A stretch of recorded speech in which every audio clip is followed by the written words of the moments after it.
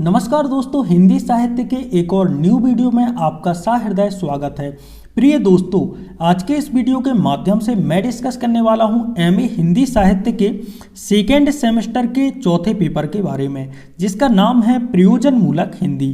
तो आइए दोस्तों, वीडियो को स्टार्ट करते हैं। ये कुछ निर्देश दिए गए हैं नियमित परीक्षार्थियों के लिए और स्वाध्यायी परीक्षार्थियों के लिए। अब सबसे पहले हम बात करते हैं खंड आ की, जिसमें है वस्तुनिष्ठ प्रश्न। खंड आ वस्तुनिष्ठ प्रश्न। पहला प्रश्न है जनसंचार का अर्थ क्या है। जनसंचार का अर्थ यहाँ पर आप लोगों को बताना है इंग्लिश में इसका मतलब क्या है। तो इसका अंग्रेजी में जो मतलब है वो है मास कम्युनिकेशन। इसका ऑप्शन नंबर ए सही हो जाएगा। बात करते हैं दूसरे ऑब्जेक्ट की। प्रयोजन मूलक हिंदी, जो प्रयोजन मूलक है उसका अर्थ क्या होता है। प्रयोजन मतलब एक प्रकार से विशिष्ट रूप से प्रयोग करना, प्रयोजन मूलक मतलब इसका अर्थ होता है। तो ऑप्शन नंबर ए इसका सही हो जाएगा।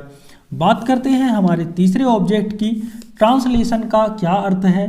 मतलब कितने हलवा सवाल आए हैं यार। ट्रांसलेशन का अर्थ होता है अनुवाद करना। चौथा प्रश्न है शोध प्रबंधों का डिजिटल भंडार, मतलब जो शोध प्रबंध है उनका डिजिटल भंडार क्या है। तो ये होता है शोध गंगा। यहाँ पर ऑप्शन में ही नहीं है, लेकिन यदि अब ऑप्शन में गंगा नहीं है तो आप लिख सकते हैं शोध धारा। इसका ऑप्शन नंबर ए सही हो जाएगा। बात करते हैं प्रश्न क्रमांक 5, प्रतिवेदन का अर्थ क्या है। तो प्रतिवेदन इसका मतलब होता है रिपोर्ट तैयार करना। ठीक है, तो प्रतिवेदन का अर्थ है रिपोर्ट, ऑप्शन नंबर ए। तो इस प्रकार से जो हमारे पांचों ऑब्जेक्ट हैं वह समाप्त होते हैं। अब दोस्तों हम बात करते हैं खंड बा, जिसमें हम बात करेंगे लघु उत्तरीय प्रश्नों की। दूसरा लघु उत्तरीय प्रश्न में प्रश्न क्रमांक 2, जनसंचार से क्या तात्पर्य है। ये खंड बा के अंतर्गत ही आ रहा है। जनसंचार से क्या तात्पर्य है या इसके अथवा में विज्ञापन का अर्थ स्पष्ट कीजिए। प्रश्न क्रमांक 3, दृश्य और श्रव्य को स्पष्ट कीजिए या अथवा में इंटरनेट सामग्री किसे कहते हैं। प्रश्न क्रमांक 4, अनुवाद से आप क्या समझते हैं या इसके अथवा में है अनुवाद के क्षेत्रों को स्पष्ट कीजिए। प्रश्न क्रमांक 8, वाणिज्य अनुवाद को स्पष्ट कीजिए। प्रश्न क्रमांक 5, वाणिज्य अनुवाद को स्पष्ट कीजिए या इसके अथवा में है साहित्य अनुवाद का अर्थ स्पष्ट कीजिए। प्रश्न क्रमांक 6, वेब पोर्टल क्या है या इसके अथवा में है विकिपीडिया से आप क्या समझते हैं। तो इस प्रकार से हमारे सभी खंड बा के लघु उत्तरीय प्रश्न समाप्त होते हैं। अब हम बात करते हैं खंड सा, जिसमें है दीर्घ उत्तरीय प्रश्न।